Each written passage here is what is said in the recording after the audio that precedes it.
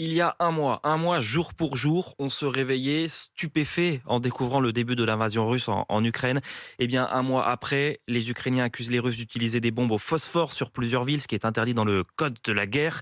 Et les Occidentaux se réunissent aujourd'hui pour un marathon diplomatique inédit avec un triple sommet OTAN, G7, Union européenne pour durcir les sanctions infligées aux Russes, en présence du président américain Joe Biden qui est arrivé hier soir à Bruxelles, en présence aussi d'Emmanuel Macron qui aura sa double casquette de président français et président européen.